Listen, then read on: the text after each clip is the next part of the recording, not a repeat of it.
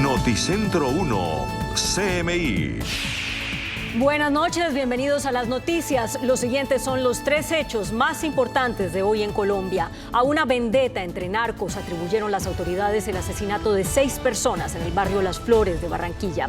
Según las autoridades, hombres armados dispararon de manera indiscriminada contra quienes permanecían en un establecimiento comercial en la capital del Atlántico. El hecho, que dejó 3 personas heridas, estaría relacionado con la desaparición de un cargamento de droga. Vamos a ampliar esta noticia en nuestra emisión nacional a las 9 de la noche. Tras el duro golpe a la banda de venezolanos responsable de 5 cuerpos embolsados en Bogotá, se conoció que más de 15 bandas están en una pelea a muerte por las rutas y rentas del narcotráfico en la capital del país. Según el mapa de la criminalidad en Bogotá, además de las bandas venezolanas que emigraron al país, organizaciones como Los Paisas pelean por el dominio en Bosa, Kennedy, San Cristóbal, Rafael Uribe y Soacha. También están en disputa por la venta de droga en el nororiente, así como en Usaquén y Soacha nuevamente. Tras la intervención al sector conocido como el Bronx, los grupos dedicados a la venta de droga, al hurto y la extorsión se expandieron por la ciudad y hoy tienen en riesgo a 15 de las 20 localidades de la capital. Ampliación de esta noticia en nuestra emisión nacional a las 9 de la noche.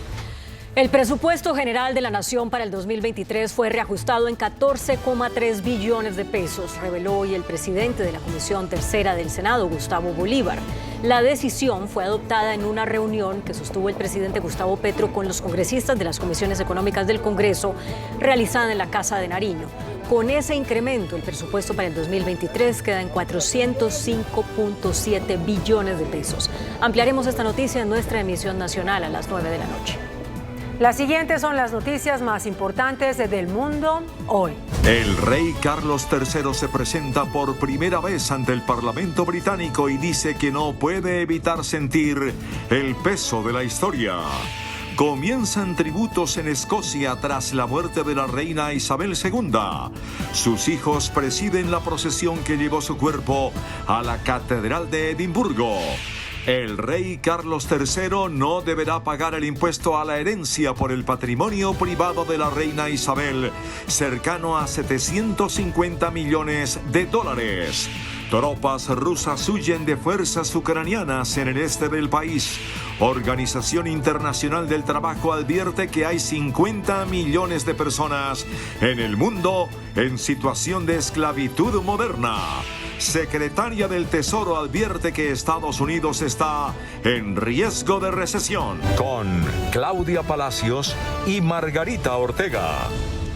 El rey Carlos III se presentó por primera vez ante los legisladores del Parlamento, donde prometió reinar de forma desinteresada, igual que lo hizo su madre Isabel II, con respeto a los principios constitucionales. El nuevo rey de Inglaterra, Carlos III, de 73 años, se dirigió este lunes por primera vez al Parlamento británico, asegurando sentir el peso de la historia tras la muerte de su madre en una ceremonia que reunió a ambas cámaras en Westminster. We gather today in remembrance of the remarkable span of the Queen's dedicated service to her nations and peoples. While very young, Her late Majesty pledged herself to serve her country and her people, and to maintain the precious principles of constitutional government which lie at the heart of our nation.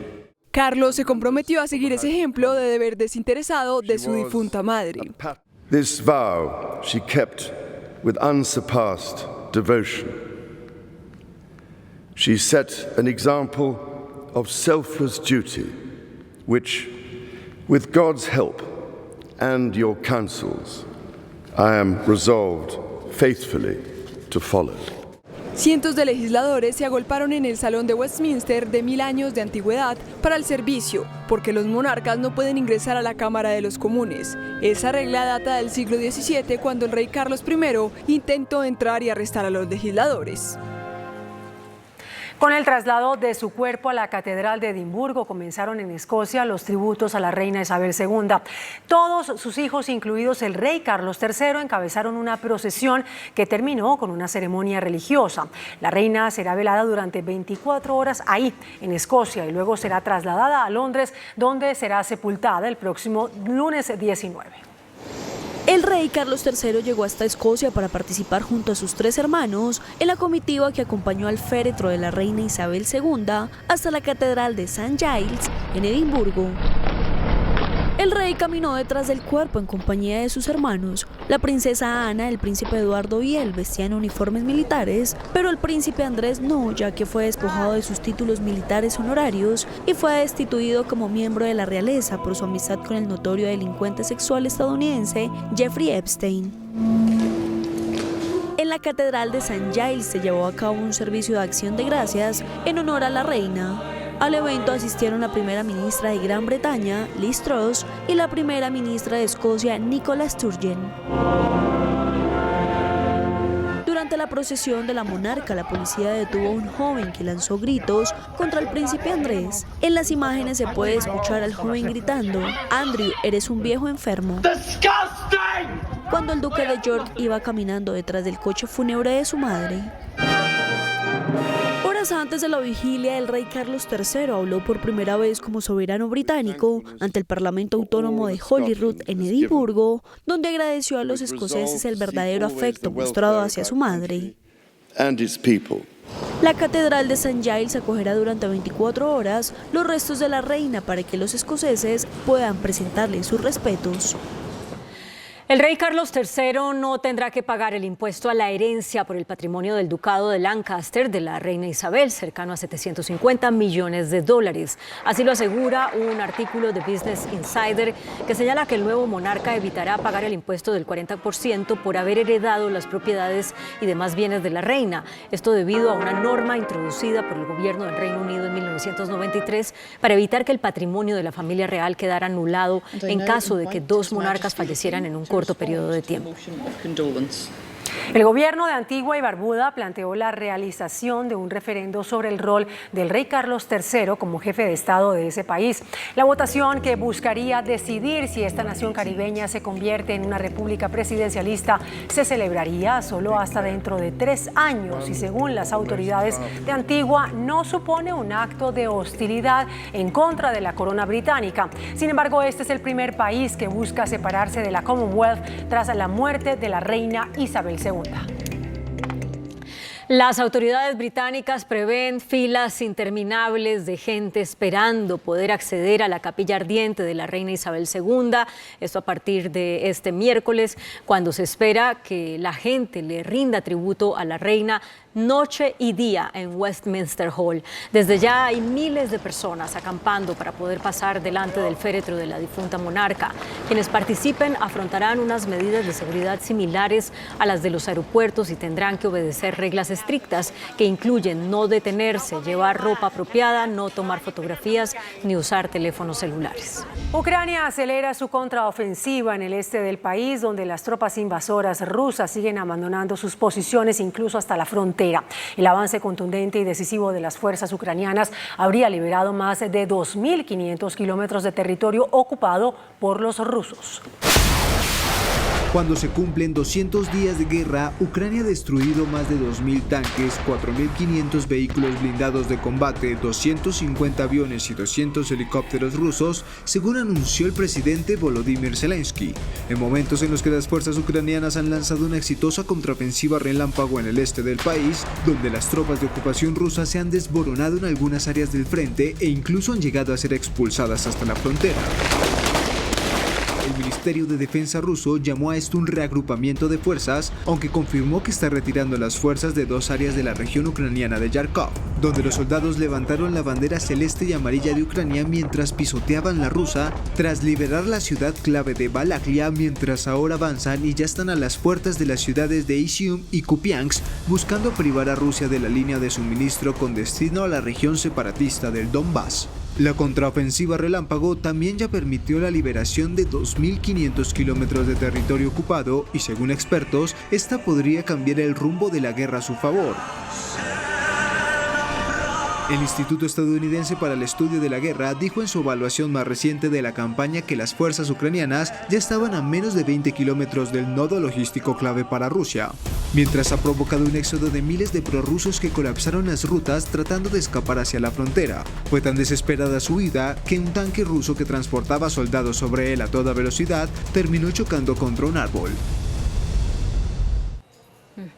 Una petición pública de dimisión del presidente ruso Vladimir Putin es apoyada hasta ahora por 84 concejales de toda Rusia que demandan a la Duma que acuse de alta traición al jefe del Kremlin por iniciar una campaña militar en Ucrania. Entre los diputados que han apoyado la demanda figuran funcionarios de Moscú y de San Petersburgo, además de ediles de otras regiones como Siberia, mientras el autor de la iniciativa fue citado a un tribunal por presuntamente desprestigiar al presidente. La Organización Internacional del Trabajo alertó que hay 50 millones de personas en situación de esclavitud moderna. La esclavitud moderna, que hace referencia a situaciones de explotación que una persona no puede rechazar ni abandonar debido a amenazas, violencia, engaño, abuso de poder u otras formas de coacción, ha aumentado en el mundo en los últimos años, en especial impulsada por la pandemia del COVID-19. Según el último informe publicado por la Organización Internacional del Trabajo y la Organización Internacional para las Migraciones, 50 millones de personas fueron obligadas el año pasado a trabajar o a contraer matrimonio. De esta cifra, cerca de 27,6 millones eran personas sometidas a trabajo forzado y 22 millones personas casadas contra su voluntad. And the even worse news is this represents an increase over our previous estimates, which were published in 2017, an increase of 2.7 million. Las mujeres y niñas representan más de los 2/3 de las personas forzadas al matrimonio y cerca de 4 de cada 5 son personas en situación de explotación sexual comercial. En todo el mundo, cerca de una persona de cada 150 es considerada como un esclavo moderno. La secretaria del Tesoro de Estados Unidos, Janet Yellen, advirtió hoy que su país está en riesgo de recesión. Durante una entrevista concedida al canal de televisión estadounidense CNN, la secretaria del Tesoro de Estados Unidos, Janet Yellen, admitió que la inflación y la subida del precio de la gasolina siguen siendo un riesgo para el país. Además, agregó que la Unión Europea dejará en gran parte de comprar petróleo a Rusia y prohibirá la prestación de servicios que permitan al país eslavo mandar ese recurso en buques cisterna, lo que es posible que pueda ocasionar un incremento en los precios del petróleo. Yellen también señaló que confía en que la Reserva Federal de Estados Unidos pueda encontrar la mejor manera de evitar una recesión económica, pero reconoció que una posible recesión es un riesgo cuando la Fed está ajustando la política monetaria para corregir la inflación, por lo que ciertamente es un riesgo que se está vigilando. El secretario de Estado de Estados Unidos, Antony Blinken, llegó a México para encabezar la segunda reunión anual del diálogo económico de alto nivel entre las dos naciones. El presidente mexicano Andrés Manuel López Obrador calificó la reunión como productiva y amistosa. Por su parte, el gobierno de los Estados Unidos invitó a México a participar en el nuevo paquete de inversión sobre semiconductores y electromovilidad. Presentaron en Canadá un tren amigable con el medio ambiente que podrá circular más rápido que un avión de pasajeros. La empresa emergente canadiense Transpod ha presentado el FluxJet, un híbrido entre tren y avión de pasajeros o de carga que podrá desplazarse a más de 1.000 kilómetros por hora. El vehículo, que pesa casi 1 tonelada, será capaz de viajar en una vía protegida a una velocidad superior a la de un avión, al mismo tiempo que detallan que será 3 veces más rápido que un tren de alta velocidad normal. Es completamente eléctrico y está basado en revolucionarias innovaciones en propulsión y en sistemas de energía limpia libres de combustibles fósiles, por lo que se espera que una vez esté en funcionamiento cueste a los pasajeros un 44% menos que un tiquete de avión y reduzca las emisiones de CO2 en 636.000 toneladas por año. El FluxJet funcionará de manera exclusiva para un sistema de red con estaciones en ubicaciones clave y ciudades importantes de Canadá, y se espera que el proyecto cree hasta 140.000 puestos de trabajo y traiga consigo un millonario aporte para el PIB de la región. Muy buenas noches. La Cámara de Representantes adoptó hoy un plan de transformación propuesto por su presidente, el doctor David Racero. Sus principales propuestas son la transparencia, la participación ciudadana y la publicación de las votaciones en tiempo real. El doctor Racero es nuestro invitado esta noche. Cuando uno escucha su propuesta sobre transparencia, parecería querer decir que es que no había transparencia. No, es un hecho, Yamit. Es un hecho. Es un hecho, y hay que decirlo, y eso es el sentir generalizado de los colombianos. Recuerde, Yamit, que el Congreso es de las peores instituciones valoradas por los colombianos. Solamente 2 de cada 10 la valora positivamente, es decir, 8 de cada 10 siempre la raja.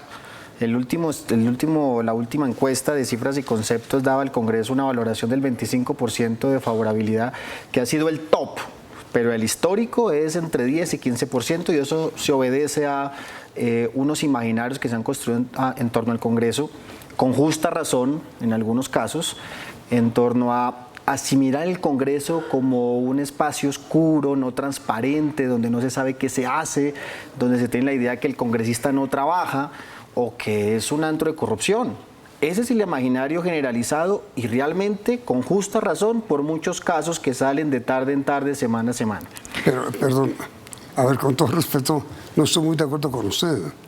Me parece que la principal crítica que quería hacer el país, en la opinión en general, es primero que no trabajan. Segundo, que ganan mucho. Tercero, no la transparencia, sino la sospecha de que no el Congreso, sino de que algunos parlamentarios aprovechan su condición legislativa para hacer negocios turbios, contratos y cosas de esas. Así es. No tanto que no haya transparencia. Digamos que la transparencia, Yamit, va asociado a la corrupción. La no transparencia, el no tener mecanismos transparentes, el no conocer qué es lo que ocurre, puede generar esa percepción de corrupción, y sobre todo cuando las noticias que lastimosamente llegan de congresistas estén asociadas de corrupción, y es verdad, es de algunos. Sí. Mire que este Congreso de la República, el actual, de todos los partidos, Yamit, de todas las bancadas, han expresado abiertamente su deseo genuino de cambio. Y temas, por ejemplo, los salarios o entre otros, ya están sobre la agenda, sobre la mesa. Pero usted, en la rueda de prensa de hoy, donde anunció su plan de transformación de la Cámara, no habló sobre salarios. Porque no es de competencia directamente del presidente de la mesa directiva. Ajustar los salarios, sea cual sea el monto, implica una reforma vía legal. Así que lo que hicimos hoy como plan de transparencia son unas medidas que puedo asumir yo como presidente de la Cámara. Por ejemplo, sin ley para no entrar todavía, que ese es otro bloque de medidas. Sí. Reducir salarios o reducir el tiempo de receso es por ley. ¿Qué puedo asumir yo? Por ejemplo, una que damos a conocer hoy a la opinión pública, la posibilidad de que en tiempo real los ciudadanos y ciudadanas puedan conocer la votación de los congresistas. Pero hoy en día es dificilísimo, uno por uno. Claro. O sea, el tema es que el ciudadano hoy ante cualquier votación, reforma tributaria, por ejemplo, sepa en tiempo real, al momento de la votación, cómo votó el congresista por el cual él votó. Es que es un derecho del ciudadano. Hoy en día, Yamid, es casi imposible poderlo revisar, porque toca estar o tomando nota en la votación o mandar un derecho de petición ante Secretaría que se te demora unos cuantos días o hasta semanas, entre otras. Como pasó con la votación de la reelección del expresidente Uribe. A veces hasta se desconoce.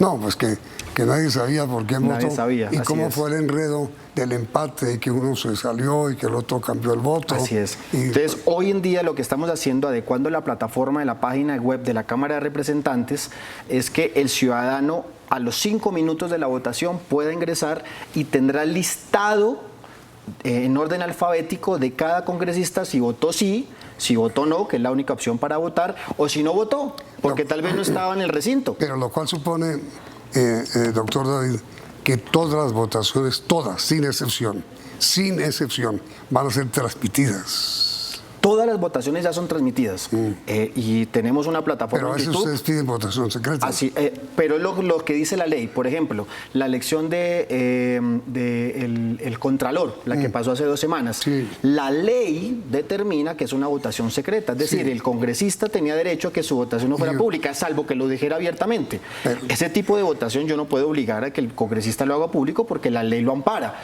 Yo estoy hablando de todo el resto de votaciones, como proyectos de ley, actos legislativos, mociones de censura, que también son públicos y que quedan contemplados en la plataforma. Pero la ley la van a presentar. La ley que reforma, la ley que mantiene en secreto ciertas votaciones, como la del Contralor. Por ejemplo, el tema del Contralor, la mejor ley sería que el Contralor no fuera elegido en el Congreso. Sí, pero por ejemplo, mientras que pasa eso, no. Lo que está contemplado ahora, y a mí se lo digo con sinceridad, hay 5 proyectos de ley en este momento radicados de reducción del salario de los congresistas de todas las bancadas, de todos los partidos, de todos los congresistas. Hay una voluntad política por parte de este Congreso de reducirse el salario. ¿Cuánto, cómo, en qué tiempo? Es la discusión, que es lo que vamos a entrar ya sea en la reforma política o evaluando cada proyecto en particular. Es más, ya hay una mesa de trabajo en eso donde participan diferentes congresistas de diferentes partidos. Yo siento, Yami, que este es el Congreso del cambio, debo decirlo, con las discusiones que nos tengamos que dar, pero ya sea de izquierda, derecha, gobierno u oposición, hay un sentimiento generalizado de que tenemos que dar ejemplo, de que si vamos a hablar de cambio, demos primero nosotros el paso. Pero mire, presidente querido, lo que más critica la opinión pública, ¿sabe?, es la inexistencia, ¿sabe? Ustedes sesionan un día a la semana, que es el martes. El miércoles como que sí, como que no. El jueves casi nunca. Si ustedes sesionaran martes, miércoles y jueves, los 3 días, no ni lunes ni viernes, por razón de que son todos de provincia en la Cámara, o la mayoría, pues, esto sería bien. Pero ¿cómo hace la gente para saber quién vino y quién no? Y que no contesten y se van. No, pues ya estamos sesionando martes, miércoles y jueves. Por lo general, por las mañanas se sesiona comisiones y por las tardes se sesiona en plenaria. Y los jueves, sobre todo, se aprovecha para audiencias públicas. El papel del congresista no es solamente ir al recinto a discutir, deliberar y votar, su papel fundamental, o hacer papel de control político cuando se le hace control al gobierno nacional, sino que también ese contacto directo con la ciudadanía. Le coloco un ejemplo. Venimos ahora a discutir el Plan Nacional de Desarrollo, la política, la columna vertebral de este gobierno. Es muy importante que los congresistas estemos siempre en diálogo con esa ciudadanía que nos votó o que tal vez no nos votó, recibiendo los aportes, los intereses, las expectativas, los sueños, para eso justamente que se construye con la ciudadanía, llevarlo al momento del debate dentro del Congreso. Y es cierto, hay congresistas que tal vez no son muy dedicados, que digamos. Este sistema de votación, por ejemplo, Yamid, del cual vamos a empezar hoy, se constata al momento de la votación quién no votó. Ahí está contemplado. Puede que se registren a un inicio y hace llamado a lista, pero después votación tras votación ahí va a quedar contemplado si se salió, si no estuvo, si se escapó, si se fue para el baño. Eso es lo que va a poder ver la ciudadanía. Insisto, Yamid, es un derecho ciudadano que el ciudadano pueda ver cómo votó su congresista. Sí, pero lo bueno sería, si es posible, que ustedes tengan 2 llamados a lista, el comienzo y el final. Se puede hacer, Yami, cuando se hace verificación del quórum, se hace llamado a lista al final, en algunos casos con algún congresista lo determina. Por lo general, siempre que hay verificación del quórum, se disuelve. Se puede levantar, así es. Mire, hace una semana teníamos el debate de los OCATPAS en la Cámara de Representantes el miércoles y lastimosamente al final solamente quedaron 15-20. Sí, es lamentable. Yo he invitado a los congresistas, los he invitado expresamente, sobre todo de la Cámara, a que demos el ejemplo, a que no podemos hablarle cambio al país, Yamid, si nosotros nos damos el ejemplo y damos el primer paso. Y esa es una discusión muy fuerte. Hay ciertas prácticas heredadas, ciertos temores todavía, ciertos privilegios que no se quieren quitar, pero yo siento una buena voluntad. El tema de la reducción de los salarios, Yamid, va a ser un mensaje que se le va a dar contundentemente al país, o la reducción del periodo de receso. Sí. Que nosotros trabajamos 8 de 12 meses dentro del Congreso, imagínense, trabajamos 8 de 12, tenemos receso en mitad de año, en enero, en febrero, y entonces, más bueno, Semana Santa, bueno, Aunque la ley, la Constitución manda que nosotros somos de corrido, nosotros podemos trabajar de domingo a domingo. Sí, usted acaba de mencionar el OCADPAS. Ese es un tema bien complicado. ¿Qué es lo que pasa con OCADPAS? Bueno, ahí hubo un proceso denunciado por periodistas donde aparentemente se perdieron más de 600.000 millones de pesos, sí, con participación del DNP, algunos Departamento Nacional de Planeación, que es donde se daba la aprobación y el trámite de los proyectos y una vez se ejecutaban en el territorio. El DNP no ejecutaba, pero sí daba viabilidad. Y la ejecución se daba entre alcaldes territoriales de municipios con contratistas. Eso fue lo que hicimos el debate de la semana pasada. Fue el primer debate de control político en el Congreso. Yo, por supuesto, lo coordiné, lo dirigí como presidente de la Cámara, fui el árbitro, y de eso se trata, Yamit. Yo soy de la bancada de gobierno, soy del pacto histórico, pero desde el principio dijimos que debíamos dar las garantías a todas las bancadas políticas para hacer los debates de control político, pues es necesario también a este gobierno. Eso fortalece la democracia. Para que todos estemos informados, bien informados sobre cuál es el tema, es que OCADPAS es la inversión en programas de paz. De paz. Inversión de regalías en programas de paz. Y esa plática... Una parte se perdió. No, una buena parte. Una buena parte. Y que es lo doloroso, lo que nos genera indignación. Nada más ni nada menos que presupuesto dedicado a proyectos en municipios de impacto del conflicto. Lo gravísimo, doctor David, es que, como usted bien dijo, esa fue denuncia periodística. De periodística. Ni siquiera parlamentaria. Y la gente que está hoy sin saber qué pasó, quién se llevó, en dónde está, cómo se perdió semejante dineral, regalías o mal invertidas que debían ir para programas de paz en regiones que son OCAD, que son... Sí. Y que muchas de ellas se perdieron en el proceso sobre costos asociados. Sí. Y esa pues la pregunta que se hace el Congreso. Hubo una buena discusión, imagínense, Yami, el miércoles pasado empezamos a las 3 de la tarde, terminamos a las 10 de la noche. Pero sin conclusión. Sí, por lo general queda abierto, pero en este caso en particular, Yamit, se consolidó una mesa de seguimiento para revisar lo que queda de OPAD. No, puede funcionar. Creo que parte de lo que ocurre, Yamit, es la falta de voluntad política, ¿no? Cuando hay voluntad política, cuando hay congresistas comprometidos, también se puede hacer seguimiento y mucho de lo que se denuncia en el Congreso termina siendo insumo para los entes de control al momento de recaudar elementos probatorios para las sanciones. Doctor Acero, con todo respeto, sí y no. Porque por lo general en el Congreso de la República se aprueba la vieja fórmula de que cuando no hay un acuerdo, después de una gran deliberación, integra una comisión y después se queda. Aunque recordemos, Yamí, que el Congreso es el escenario de la controversia política, no del Tribunal Judicial. Por eso la discusión en el Congreso es insumo. Plantea algo que está en la opinión pública, lo recupera, lo pone como agenda, invita a la sociedad a dialogar al respecto. Ya en sí misma la discusión es importante, Yamit. Muchos de los debates que se dieron en el Congreso, recordemos los debates que hizo el hoy presidente Gustavo Petro al momento de denunciar la parapolítica. ¿Sí? Por eso, el debate en sí mismo arrojó un conocimiento, arrojó una información y eso sirvió de elemento probatorio para que después la Corte o las instancias correspondientes 2, 3, hasta 5 años después sancionaran. La justicia llega después que la política y eso significa que el elemento de la política, la discusión tiene que darse a profundidad. Estamos discutiendo en esta semana, por ejemplo, Yamí, en el Congreso, todo lo que está ocurriendo con el alza de los precios de la gasolina, que no es otra cosa sino el dejar de subsidiar un precio que ya es alto. Y hoy estaban respondiendo la ministra, estaban las diferentes entidades en el Senado de la República, mañana vamos a seguir con la discusión. Creo que es un ejercicio democrático, Yamí, donde las diferentes voces expresan, el gobierno puede explicar, en las audiencias pueden intervenir sociedad civil, empresarios, entre otros, que pueden dar insumo. Para la reforma tributaria, se han hecho audiencias de más de 10 horas en el Congreso, Yamí, escuchando a todos los sectores sociales, políticos, económicos.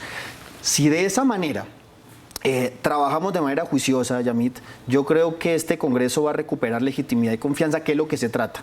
Cuando estamos adelantando, como lo expresé hoy, un plan de Congreso abierto y transparente, lo que queremos es invitar a la ciudadanía a que recupere la confianza en nosotros, a que nos haga veeduría y control social, y por supuesto a los congresistas a que pongan más de su parte para recuperar esa confianza institucional. Como usted bien lo acaba de decir, doctor Acero, el Congreso es un organismo de control del gobierno.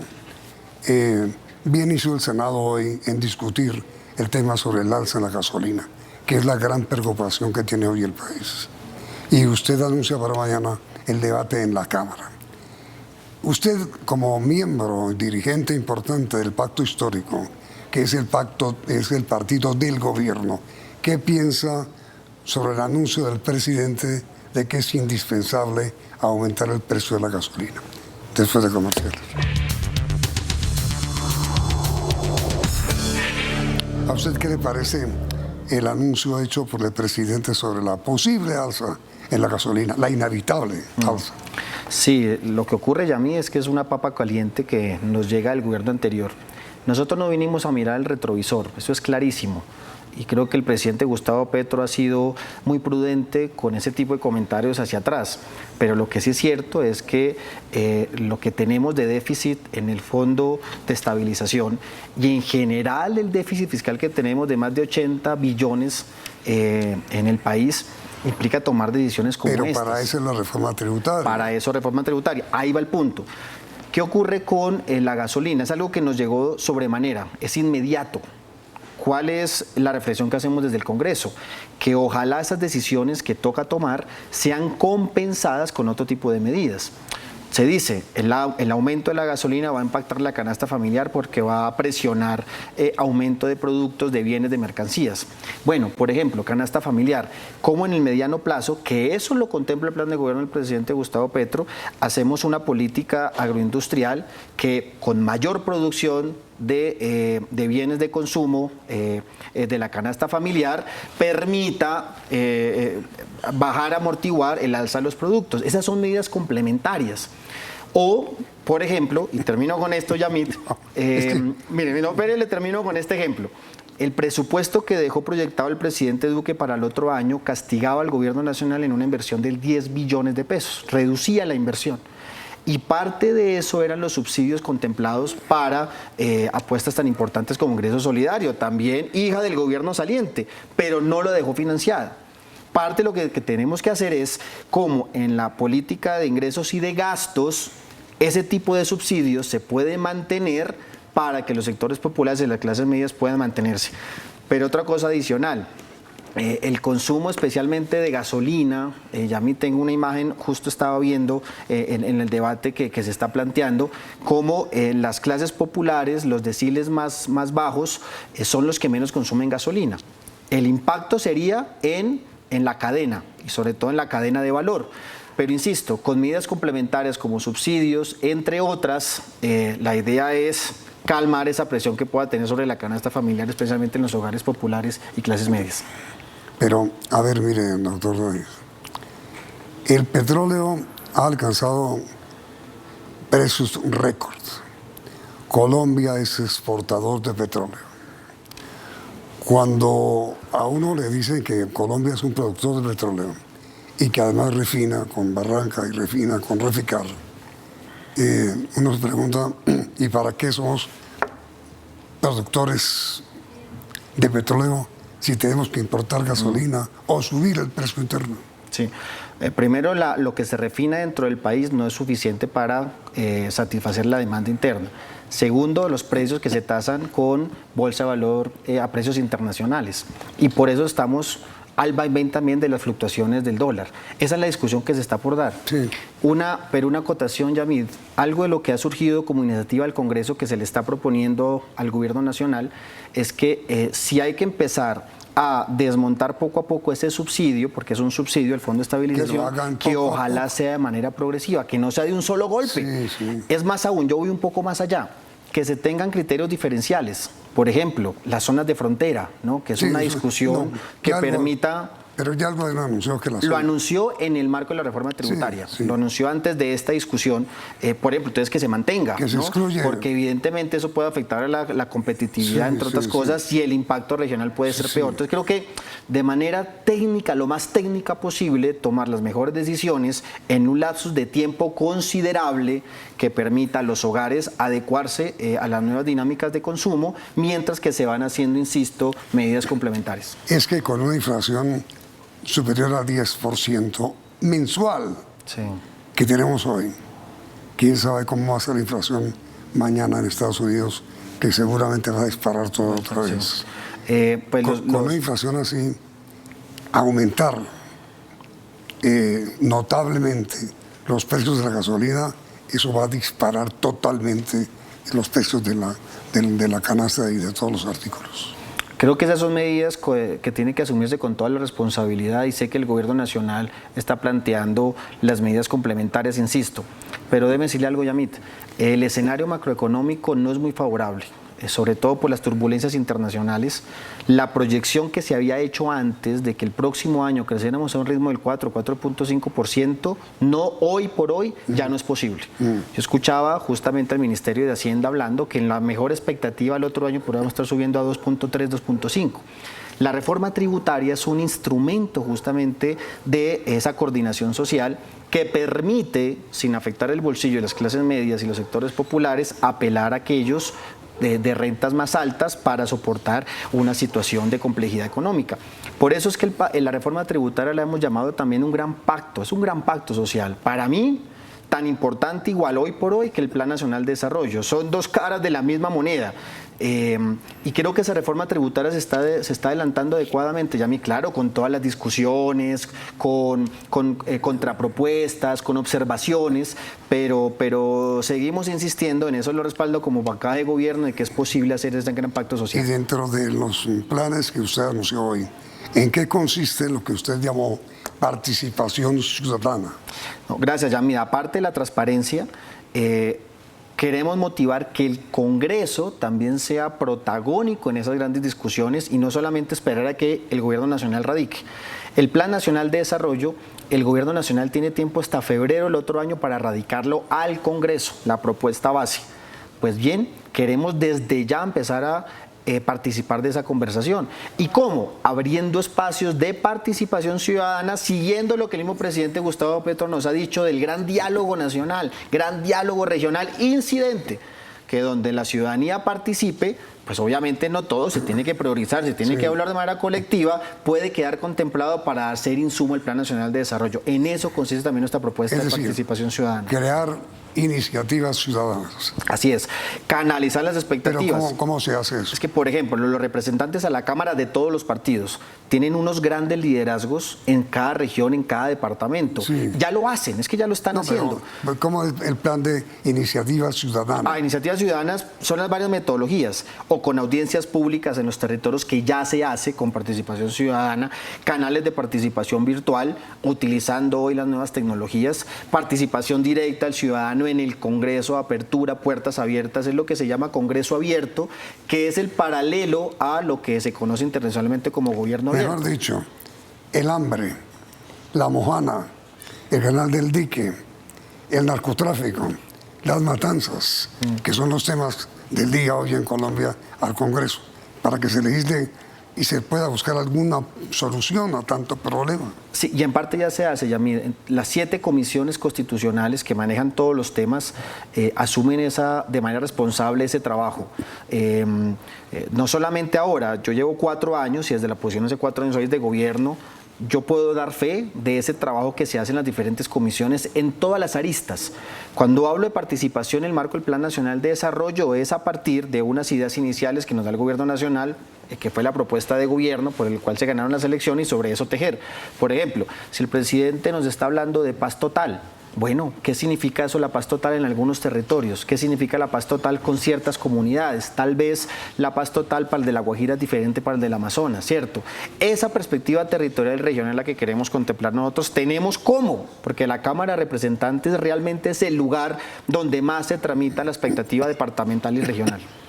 ¿Y cómo se hace, doctor Rosero, para que el presidente de la República y su ministra de Minas tengan de parte del Congreso, porque creo que el Senado también lo acompaña a ustedes en el pensamiento de mantener indexada la gasolina y no precipitar un aumento brutal que puede afectar en materia grave la canasta familiar y la situación económica de la familia. ¿Cómo convencer al presidente de que morigere el alza? Creo que dos elementos. El primero, bueno, que estas voces se expresen de manera más amplia, que hayan más sectores que se lo estemos tramitando al gobierno nacional, pero indudablemente esta decisión debe ser lo más técnica posible, Yamid. Esto no es una decisión que se toma de manera precipitada, y aunque mire, Yamid, que exministros de Hacienda de diferentes gobiernos, académicos, catedráticos, economistas, todos dicen de manera seria, vaciándolo de pronto esa carga ideológica y a veces que se mete en el marco de la disputa política, dicen es necesario hacerlo. Sí. Ya es insostenible como lo tenemos ahora. El Estado lo aguantó lo que más pudo, pero en este momento, con este déficit fiscal que tenemos, con las metas que nos estamos trazando a mediano plazo en términos fiscales, es imperativo hacerlo. La pregunta es cómo compensamos, cómo lo hacemos de la mejor manera, pero mire, Yamid, que desde todos los sectores políticos económicos han dicho, claro, es una medida que hay que hacer, acompañamos al presidente, por supuesto que el ministro Ocampo tiene que tener la sabiduría y la ministra para hacerlo de la mejor manera, con él reduciendo los impactos colaterales a su máxima expresión. Que ojalá así sea, doctor David. Muchas gracias por haber aceptado esta invitación. Muchas gracias. Y a ustedes, televidentes, también gracias por la sintonía. Y los invito a que continúen aquí en Noticentro 1, CM. Noticentro 1, CMI. Sangrienta guerra de narcos en Barranquilla. 6 muertos, 3 heridos. Masacre estaría relacionada con pérdida de cargamento de droga. 5 venezolanos asesinan a familia de 4 personas en Landázuri, Santander, y la comunidad lincha a los 5 atacantes. Una deuda de 20 millones de pesos originó el crimen. La población ejecutó a los asesinos. Cae banda de los maracuchos en Bogotá, responsables de 9 asesinatos en la ciudad. Los detenidos también fueron autores de la muerte de 5 personas halladas en bolsas. Habla la alcaldesa Claudia López en esta emisión. 201.000 víctimas de atracos violentos en el país de enero a agosto pasados. Bajarán las tarifas de la energía, anuncia Ministerio de Minas. Eliminación de subsidios de la gasolina significaría 3 billones de pesos mensuales, revela Fendipetróleo. Paro el próximo jueves de jueces de la República. Fallece el dirigente gremial y exministro Jaime García Parra. Colapso de tránsito en Bogotá por fracaso de Plan Calle 80. 12.800.000 personas en la informalidad en el país, revela el DANE. Fallo de la Corte Suprema ayuda a pensionados por Colpensiones. Con Claudia Palacios y Margarita Ortega. Iniciamos nuestra segunda hora de noticias. A una guerra de narcotraficantes atribuyeron las autoridades el asesinato de 6 personas en un local comercial en Barranquilla. La masacre estaría relacionada con la pérdida de un cargamento de droga. En el hecho, 3 personas más resultaron heridas. Esta madrugada fueron asesinadas 6 personas y otras 3 resultaron heridas en un ataque de hombres armados que desde una camioneta dispararon contra personas que se encontraban departiendo en este establecimiento. Según la policía, se trata de una confrontación entre bandas criminales. Manejamos 2 hipótesis, una primera con la pérdida, al parecer, de un estupefaciente, de una droga. Todo esto es objeto de investigación, de verificación, y que se ha presentado pues una retaliación entre ellos. Igualmente hemos logrado también establecer una segunda hipótesis que tendría que ver con una confrontación por control territorial. Las autoridades ofrecen recompensa y piden la colaboración ciudadana.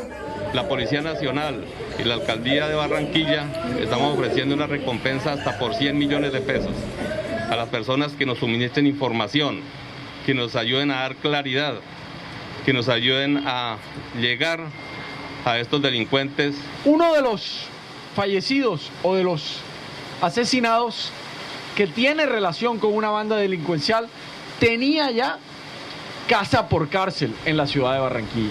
Familiares de 2 de los fallecidos negaron que las víctimas tuvieran nexos con bandas criminales. El peluquero Edwin Cardoso y el chef Henry Flores. Mi hermano es chef, actualmente se desempeñaba administrando el restaurante bar reconocido de Barranquilla. Él no pertenece a ninguna banda delincuencial, ni los costeños ni ninguna otra. Según las autoridades, a bordo de esta camioneta se desplazaban 4 hombres, 2 de los cuales descendieron y dispararon indiscriminadamente contra quienes estaban en el establecimiento. Entre tanto, en la población de Landázuri, en Santander, 5 ciudadanos venezolanos fueron linchados por los habitantes de la zona luego que los extranjeros asesinaran a 4 personas de una misma familia. Fue el cobro de una deuda de 20 millones de pesos que el profesor Álvaro Díaz les prestó para ayudarlos, el móvil que llevó presuntamente a 5 migrantes a asesinarlo junto a su familia y luego incinerarlos dentro de su vivienda en Landázuri, Santander. Frente a esa reiterada petición, ellos quisieron como tomar venganza para no pagarle al profesor, donde le cegó la vida, donde también su esposa y sus hijos se abalanzaron para evitar que terminara en esta tragedia.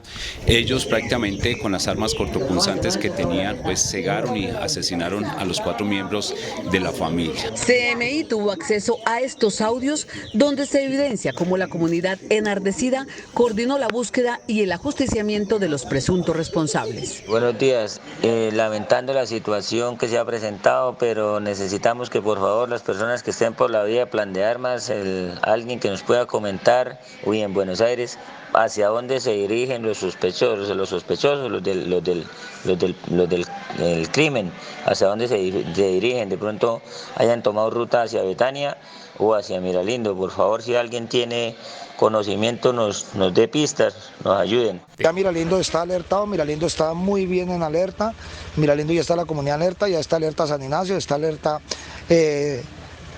Las Delicias, San Pedro, ya tenemos todas las comunidades en alerta. Subieron los que mataron al profesor y a la mujer y al hijo. Vienen aquí ya de Rancho Pluma para arriba. La comunidad se comunica rápidamente a través de diferentes medios, especialmente telefonía móvil, para lograr ubicar a los agresores y se presenta la agresión a los mismos, causándole la muerte. Los 5 presuntos agresores linchados por la comunidad tras ser delatados por la empleada del servicio, única sobreviviente en la masacre, tenían nacionalidad venezolana. Lamentamos este hecho con tanta sevicia y pues también les queremos informar que los 5 presuntos asesinos fueron dados de baja por parte de la comunidad, quien pues obró por su propia cuenta y tomó pues la justicia por sus manos. Por las alteraciones a orden público desatadas tras el hecho, en la zona regirá hasta nueva orden, toque de queda de 6 de la tarde a 5 de la mañana bajo control de policía y ejército. También se convocó a un consejo extraordinario de orden público a los gobernadores de Boyacá, sur de Bolívar, Antioquia y Santanderes para ponerle freno a la creciente ola delincuencial por minería ilegal y microtráfico con alta participación de inmigrantes. Y esta noche las autoridades de Bogotá reportaron un golpe a las bandas delincuenciales de nacionalidad venezolana que operan en la capital y que son responsables de una ola de asesinatos. Stig Luengas, buenas noches, detalles de la acción de las autoridades. Compañeras en estudio y televidentes, feliz noche. Pues mire, atención, fuertes operativos se presentaron en la capital del país. A esta hora nos acompaña la alcaldesa de Bogotá, Claudia López, quien nos entrega el balance de esos operativos. Importantes capturas, alcaldesa, bienvenida a Noticentro 1 CMI. Muchas gracias. Hoy tenemos 4 resultados muy importantes que agradecemos a nuestra Policía Nacional, a la Policía Metropolitana de Bogotá y a la Fiscalía General de la Nación. El primero: una de las 3 organizaciones criminales que está en vendetta, en disputas por rentas criminales, que nos causó 5 de los 23 casos de personas asesinadas y abandonadas en vía pública y otros 4 casos de homicidios. Los maracuchos han sido capturados y judicializados, 10 de ellos. Un operativo que se hizo este fin de semana después de 7 meses de investigación. Y tenemos otros 5 criminales de esta organización, los maracuchos, que hemos emitido ante la Interpol certificación azul para que los capturen en Venezuela porque sabemos que están allá. Segundo, 4 criminales que asaltaban a personas en trancones, le robaban sus vehículos, sus pertenencias. Tuvimos un caso reciente de un vehículo Porsche en el barrio Niza. A los 4 los identificamos en el barrio de Suba y los capturamos también.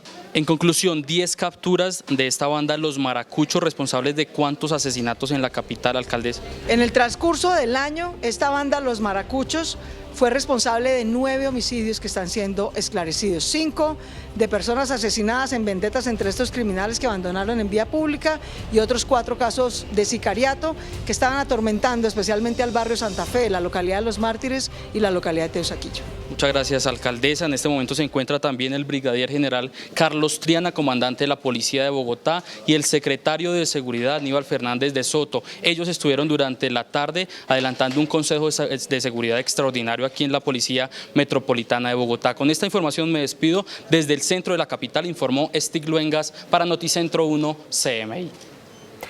Gracias. Y es que en Bogotá más de 15 bandas criminales están dedicadas al narcotráfico y tienen en jaque la seguridad. Luego de la intervención del Bronx, estos grupos se atomizaron y hoy tienen en riesgo 15 de las 20 localidades de la capital. Les contamos cuáles son y en dónde operan. En Bogotá, más de 15 bandas están en una pelea a muerte por las rutas del narcotráfico. La sevicia con la que se han cometido los homicidios dan cuenta de esa disputa entre estructuras consolidadas y bandas emergentes pero violentas integradas por venezolanos, como el Tren de Aragua que opera en Kennedy, Santa Fe y Mártires, los Maracuchos en Los Mártires, Jayco Masacre en Kennedy, que está en disputa con los Melean. En Bogotá existe uno de los mercados de la criminalidad más grandes del país. Lo que se advirtió desde la Defensoría del Pueblo en su momento se consumó ahora y estamos como entidad muy preocupados de que pueda llegar a exacerbarse este escenario de riesgo.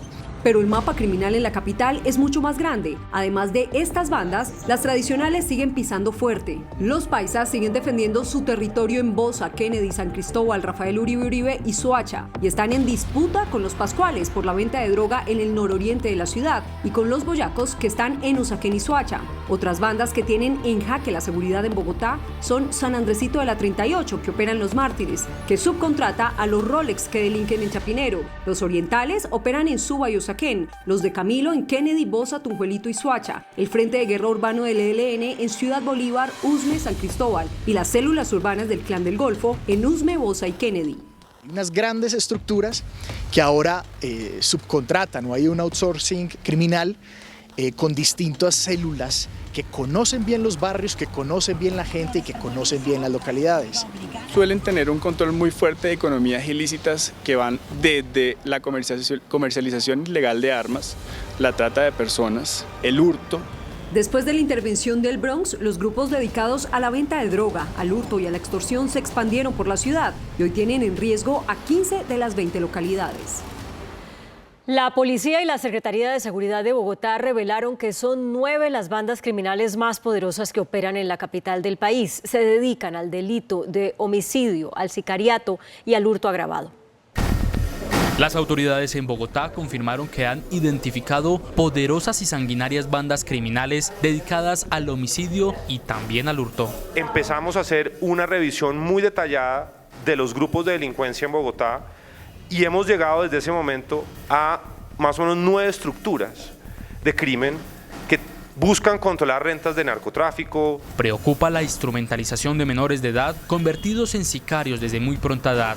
Uno de los casos más recientes es el de un taxista asesinado en el sur de Bogotá por 3 menores. Lo ultiman con arma de fuego. Igualmente estamos avanzando en el proceso de investigación para lograr establecer, digamos, la identidad de esas personas que fueron los que cometieron ese ilícito. Se trata de 3 personas con arma de fuego, al parecer menores de edad. De nada sirven los buenos indicadores con actos criminales que opacan las cifras, así lo aseguró el secretario de Seguridad de Bogotá, Aníbal Fernández. De nada sirve que tengamos una reducción del 14% en los casos de homicidio, que hubiéramos tenido el semestre con la menor cantidad de homicidios en 20 años en Bogotá, si encontramos estos hechos de violencia. Y es que, como vemos, la inseguridad en el país no da tregua. Este año se han denunciado más de 200.000 atracos violentos ante las autoridades en Bogotá. En las últimas horas se reportó un hurto masivo a 35 comensales de 2 restaurantes. Cifras conocidas por Noticentro 1 CMI dan cuenta de 201.235 víctimas de atracos violentos en Colombia entre enero y agosto de 2022. 867 atracos diarios en promedio, 38 por hora. El 60% de los robos se perpetra con arma de fuego, el 20% con arma blanca.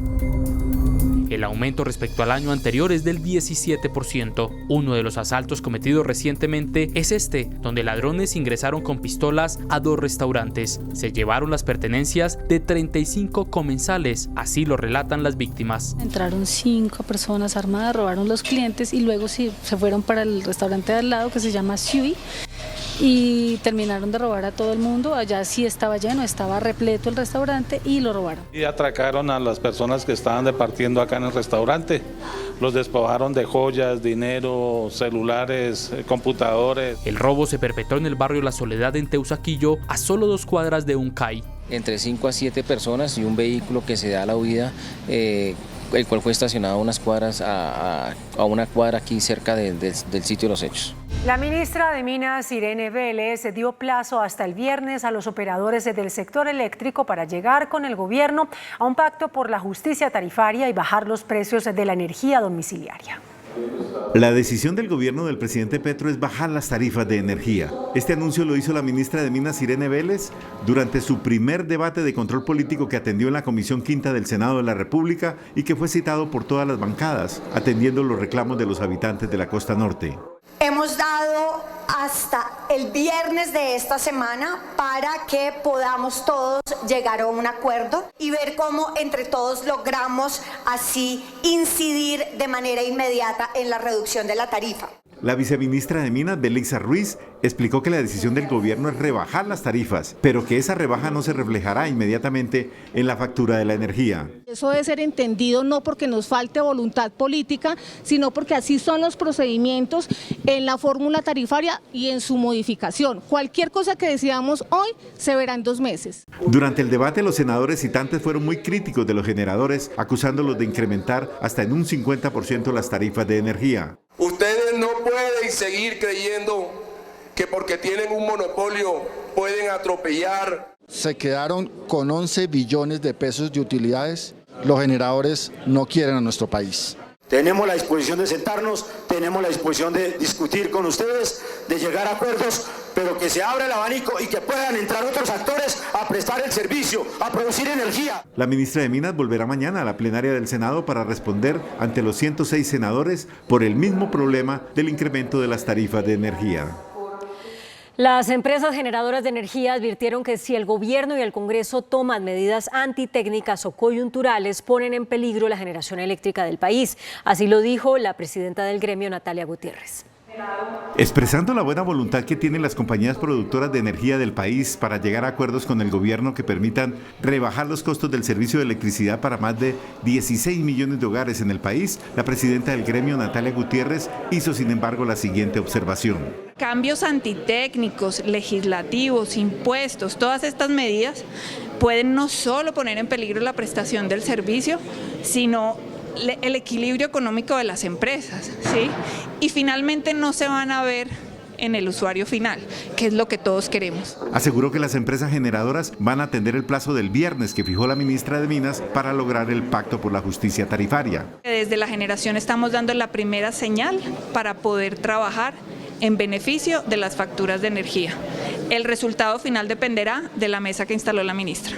Las empresas generadoras explicaron que el costo de la generación representa el 35% del total de la tarifa. Los distribuidores de combustibles advirtieron hoy que el eventual desmonte en los subsidios a la gasolina tendría billonarios costos para los consumidores. Los taxistas y motociclistas se cuentan entre los afectados por la eventual alza. Según los cálculos de Fendipetróleo, el gremio de las estaciones de servicio, el eventual desmonte de los subsidios a la gasolina les terminaría costando entre 2 y 3 billones de pesos mensuales a los consumidores. Hay un déficit grande en el Fondo de Estabilización de Precios del Combustible, calculamos que está por el orden de los 27 billones de pesos. Esto es insostenible continuar aumentando ese déficit, es decir, subsidiando a la gasolina. Actualmente, en promedio en Colombia, cada galón de gasolina cuesta alrededor de 9.500 pesos. El subsidio evita que la tarifa sea más alta. En este momento el subsidio está por el orden de los 6-7 mil pesos por galón y eso pues puede corresponder a cerca de unos 20-25 billones de pesos al año. La eliminación de los subsidios podría afectar a sectores como el de los motociclistas. Se calcula que unos 10 millones de colombianos utilizan estos vehículos. Por su parte, el presidente de la Cámara de Representantes, David Racero, pidió al ministro de Hacienda, José Antonio Campo, que el alza de la gasolina se haga de manera progresiva. Además de ser progresivo para el presidente de la Cámara, el aumento de la gasolina debe tener en cuenta criterios diferenciales, como sectores y regiones. La gasolina ya en sí misma es costosa. Que le llega al precio final al consumidor es por los subsidios que le mete el Estado a través de ese fondo de estabilización. Así que empezar a reducirlos, invitamos al Gobierno Nacional, al Ministro de Hacienda, que se haga de la manera más progresiva posible, que no sea de un solo golpe, por decirlo de otra manera. Las declaraciones se dieron en el marco del lanzamiento de un plan de modernización para la Cámara de Representantes, que incluye que los ciudadanos puedan ver en tiempo real la votación de los proyectos de la plenaria. Por ahora, solo vamos a presentar la votación del proyecto como tal, de la reforma que se presenta. Más adelante vamos a tecnificarlo, esa es nuestra apuesta, para que sea de mayor comprensión, de que podamos entrar al microdetalle de ese tipo de decisiones. La medida buscará ser ampliada a las comisiones de la corporación. Un juez aprobó un acuerdo de colaboración entre la Fiscalía y 2 integrantes de la red de corrupción vinculada al ex senador Mario Castaño. Con esta medida, los testigos quedaron en libertad a cambio de entregar información sobre las irregularidades en la contratación.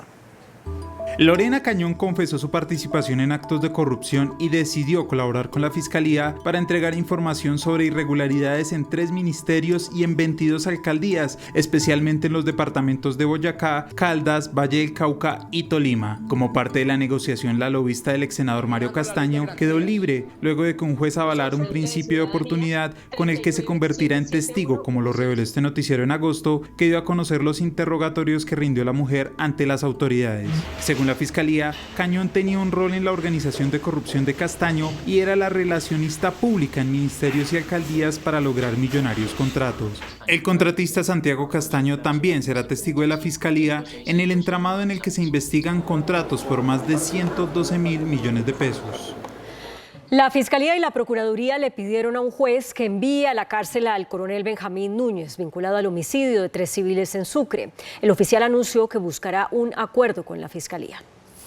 El coronel Núñez buscará una rebaja de pena por los delitos de homicidio agravado, ocultamiento, alteración o destrucción de elemento material probatorio y privación injusta de la libertad, cargos por los que podría pagar más de 50 años de cárcel en caso de ser declarado culpable. Núñez buscará un preacuerdo con la Fiscalía, pese a que inicialmente no aceptó cargos. ¿Por qué no estuvo en el país cuando emitieron las órdenes judiciales y si 10 policías fueron capturados? Él no estaba en la ciudad. Es decir, desde allí comenzó a marcar esos rasgos delincuenciales para evadir la justicia de forma desafiante. El coronel es señalado por 2 de sus subalternos de participar en el homicidio de Jesús David Díaz, Carlos Alberto Ibáñez y José Carlos Arévalo, asesinados en julio en el municipio de Chochó, en Sucre, tras ser presentados como integrantes del Clan del Golfo. La Procuraduría, las víctimas y la Fiscalía argumentaron que el oficial debe enfrentar su proceso en la cárcel dada la gravedad de los delitos. Los combates entre las disidencias de la Segunda Marquetalia y el Frente Carlos Patiño, que completan 5 días en zona rural del municipio de Argelia, en el departamento del Cauca, dejaron en medio del fuego a la comunidad que decidió salir de su territorio. Los enfrentamientos generaron el desplazamiento del corregimiento de Puerto Rico a la cabecera municipal de Argelia. Al menos 130 personas huyeron del lugar.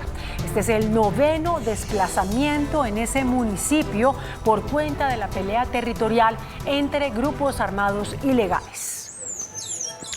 En una operación del Ejército Nacional en el Chocó se logró destruir controladamente una maquinaria amarilla muy importante y otros elementos que eran utilizados por el Clan del Golfo para lucrarse de la minería ilegal. En los municipios de Quibdó, Cantón de San Pablo y Río Quito se logró ubicar y destruir 23 unidades de producción minera conformadas por 5 retroexcavadoras, 6 estructuras tipo dragones mineros, 6 motores, 2.000 galones de ACPM, 2 motobombas y un equipo de soldadura. Los elementos tenían un costo de más de 13.000 millones de pesos. Se agudiza la violencia en Colombia contra los líderes sociales. Este año han sido asesinados 136 defensores de derechos humanos. Son 27 casos más de los registrados en el mismo periodo del año anterior, según la Defensoría.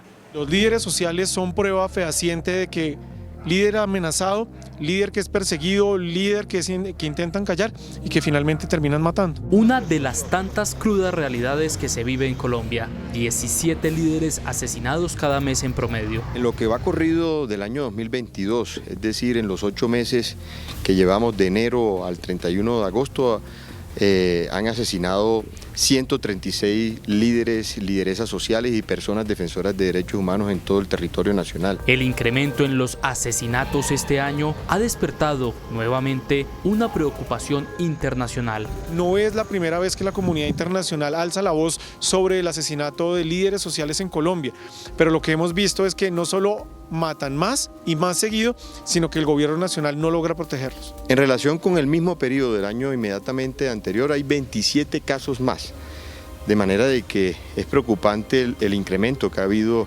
en homicidios de líderes, de lideresas sociales y personas defensoras de derechos humanos. 4 zonas del país presentan el peor panorama. Hemos visto un incremento en zonas como el departamento de Nariño, en el Cauca, en el departamento de Antioquia y en el departamento de Putumayo. Son como los 4 departamentos que llevan la bandera, desafortunadamente, en homicidios de líderes y lideresas sociales y personas defensoras de derechos humanos. La Asociación Nacional de Funcionarios y Empleados de la Rama Judicial, ASONAL, anunció un paro en la justicia para el jueves 15 de septiembre. Los jueces y funcionarios de la Fiscalía piden descongestionar el sistema, mejorar las condiciones laborales y garantizar los recursos para la implementación de la justicia virtual. En un plazo de 10 días se sabrá si el edificio Continental Tower de Medellín debe ser demolido o puede ser repotenciado. En 10 días se encontraría la solución a un problema que ya lleva 9 años en Medellín. Estudios adelantados por ingenieros que ya tienen conocimiento sobre Continental Towers permitirán saber si la estructura se debe reforzar o, como lo indica el alcalde, se debe demoler. El análisis de estabilidad que se hará sobre Continental Towers no solo nos dará la solución definitiva sobre el edificio, sino que también nos indicará el momento en que las familias puedan regresar a sus viviendas. Propietarios de la edificación indican que los estudios aseguran que la infraestructura no puede ser repotenciada y debe ser demolida lo más pronto. Nosotros hemos advertido desde toda esta tragedia 9 años atrás que ese edificio tiene unas fallas muy grandes, incumplió con todas las normas de sismoresistencia en su momento durante la construcción. Ante la incertidumbre, en el sector 126 familias tuvieron que ser evacuadas por temor a que la edificación colapse y genere pérdidas humanas. Fracasó el plan de movilidad especial adoptado para el manejo del tráfico en la calle 80 en Bogotá. La vía colapsó. Resultó peor la cura que la enfermedad. Lo que empezó como un piloto para mejorar la movilidad en la calle 80 terminó congestionando aún más esta vía. Se generó un cuello de botella aquí porque se vino todo el flujo de carro, de vehículos de carga pesada. No funcionó porque la infraestructura de la vía es muy pequeña. Las autoridades hicieron un cierre entre las carreras 96 y 119 para priorizar las rutas escolares y el transporte público entre las 5 y 8 de la mañana. Mejoró en 37% la velocidad de transporte público y escolar, pero se nos congestionó demasiado el ingreso a Bogotá por el puente. Entonces vamos a ir calibrando toda la semana a ver qué punto óptimo encontramos. Este corredor no supera los 5 kilómetros por hora. Tanto en Bogotá como en Cundinamarca se están analizando ajustes a la medida tras la congestión generada. La Real Academia Española eliminó varias letras del abecedario que ahora solo tendrá 27 caracteres. Además aclaró cómo se tendrán que utilizar los nombres de otros signos. Como comúnmente hace tras varias jornadas de análisis, la Real Academia Española sorprendió con la noticia de que hará nuevos cambios ortográficos y al conjunto de letras del español. Informó de la exclusión definitiva del abecedario de los signos che y elle, por considerar que no son letras sino dígrafos o conjunto de dos letras que representan un solo fonema o sonido. Estos signos dobles seguirán utilizándose como hasta ahora en la escritura de las palabras. La novedad consiste simplemente en que dejan de contarse entre las letras del abecedario, que ahora tendrá solo 27 letras. Por si fuera poco, la RAE cambió el nombre de algunas de estas. La antes conocida como Y pasará a ser solo Y. La I latina solo recibirá ese nombre. La segunda letra del abecedario solo será llamada B y la que se conocía comúnmente como B baja o pequeña será únicamente V, mientras que esta ahora se nombra solo como W. En materia ortográfica, la RAE decidió cambiar algunas palabras, por ejemplo la Q, por la letra C o K dependiendo del caso. Así Irak será con K, Qatar se escribirá con C, al igual que la palabra quórum. Aprender otra vez. En las últimas horas falleció el industrial santandereano, exministro de Estado y exembajador Jaime García Parra. La Asociación Nacional de Empresarios ANDI, gremio del que fue su presidente, lamentó su deceso. A finales del siglo pasado, Jaime García Parra se caracterizó como uno de los principales economistas del país. Estudió leyes en las universidades Javeriana y la Gran Colombia y se especializó en economía y administración pública en Syracuse University de Nueva York y en el London School of Economics. Fue juez municipal. Esa fue su actividad judicial, pero también ministro de Comunicaciones, ministro de Minas y Energía y ministro de Hacienda. Además, fue embajador del gobierno de César Gaviria ante la Casa Blanca en Washington. Jaime García Parra falleció y luego de padecer una prolongada enfermedad. Los sectores gremiales que él dirigió cuando fue presidente de la ANDI lamentaron su muerte. Por su vocación de servidor público y sus servicios al país, fue condecorado en varias ocasiones. Por ejemplo, en el gobierno de Julio César Turbay recibió la Cruz de Boyacá y en el de Ernesto Samper también fue condecorado y recibió un homenaje nacional.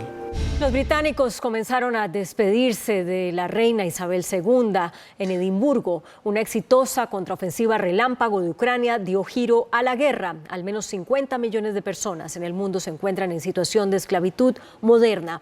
Las noticias del mundo en Noticentro 1, CMI. La capilla ardiente de Isabel II abrió sus puertas en la Catedral St. Giles de Edimburgo, la primera oportunidad para que los británicos puedan despedirse de su reina fallecida a los 96 años. Poco antes, el rey Carlos y sus hermanos se recogieron cabizbajos y en silencio durante unos 10 minutos junto al féretro, envuelto en el estandarte real escocés, con la corona de Escocia de oro macizo y 500 años de antigüedad brillando sobre la tapa, el cual quedó finalmente expuesto a los ojos de sus compatriotas. Ucrania acelera su contraofensiva en el este del país, donde las tropas invasoras rusas siguieron abandonando sus posiciones en algunas áreas del frente y algunas fueron expulsadas hasta la frontera. El avance contundente y decisivo de las fuerzas ucranianas habría liberado más de 2.500 kilómetros de territorio ocupado por los rusos. La esclavitud moderna ha aumentado en el mundo en los últimos años, en especial tras la pandemia del coronavirus, cuando cerca de 50 millones de personas fueron sometidas a esta condición. Así lo alertó la ONU, que estimó que del total, cerca de 27,6 millones eran personas víctimas de trabajo forzado y 22 millones de personas fueron casadas contra su voluntad.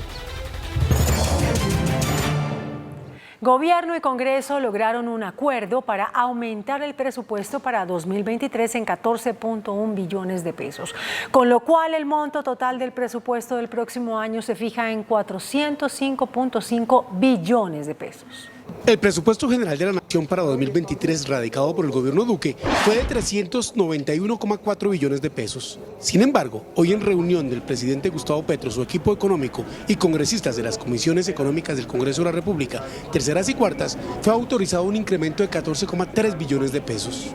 Un aumento de 14.3 billones de pesos en el presupuesto, luego el presupuesto nacional quedaría en 405.7 billones de pesos. Según el presidente de la Comisión Tercera, miembro del Pacto Histórico, Gustavo Bolívar, el incremento le permitirá, sobre todo, aumentar el presupuesto al sector de agricultura.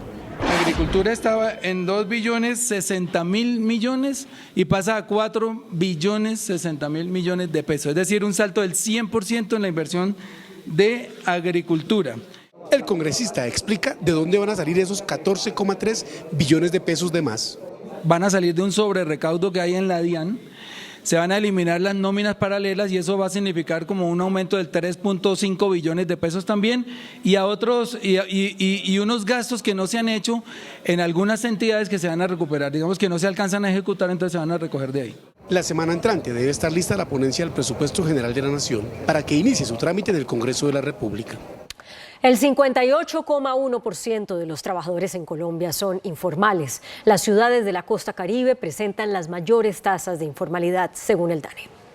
Según las cuentas del DANE, el número de trabajadores que se encuentran en la informalidad en Colombia ya asciende a 12.800.000 con datos hasta julio de este año. La informalidad representa ya el 58% de la población económicamente activa.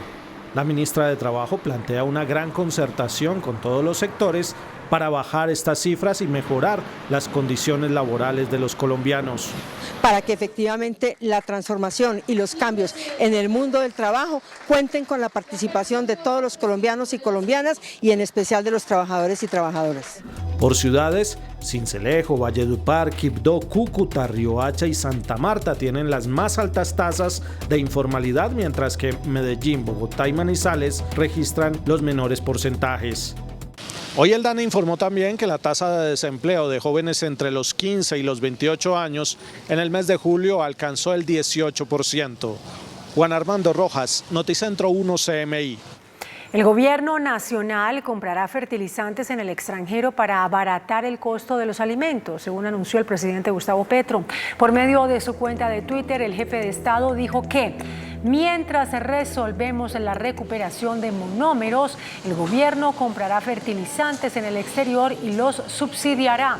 El anuncio del presidente se da en relación con la situación de la empresa venezolana Monómeros, que en el gobierno de Iván Duque fue entregada al presidente interino de Venezuela, Juan Guaidó, y que es una de las mayores productoras de fertilizantes para alimentos. Un fallo de la Corte Suprema de Justicia abrió la puerta para que los pensionados por Colpensiones puedan obtener una mayor mesada pensional. La Corte Suprema acaba de establecer que quienes están pensionados hoy por Colpensiones y en algún momento de su vida se fueron a un fondo privado, pueden solicitar la anulación de ese traslado al fondo privado para conservar mayores beneficios pensionales. Con el nuevo criterio de la Sala de Casación Laboral es muy importante para las personas que ya están pensionadas y que están pensionadas por el régimen público de pensión, es decir, por Colpensiones. Porque con esta nueva variante que introdujo la Corte, pueden solicitar la declaratoria de ineficacia de su régimen de traslado pensional y solicitar la reliquidación de su pensión de vejez. ¿Qué va a implicar? Por ejemplo, un mayor valor de la prestación. Este fallo le servirá a quienes están pensionados hoy por Colpensiones, pero en algún momento de su vida laboral se pasaron a un fondo privado sin la debida orientación o información. Pueden reclamar una pensión superior. El índice de capitalización de la bolsa, que mide el comportamiento de las 20 principales acciones, cerró al alza. El índice MSCI de la Bolsa de Valores de Colombia subió 1,07% a 1.235 puntos. La acción que más subió fue la de Enca, a 20 pesos con 97 centavos. La acción que más bajó fue la de PI, con una pérdida de 7,50% a 44.150 pesos. La acción más transada de la jornada fue la de Ecopetrol por 10.357 millones de pesos, con un aumento de 2,83%. El dólar cerró a la baja. Indicadores económicos en Noticentro 1 CMI. La tasa representativa del mercado que regirá para mañana es de 4.346 pesos.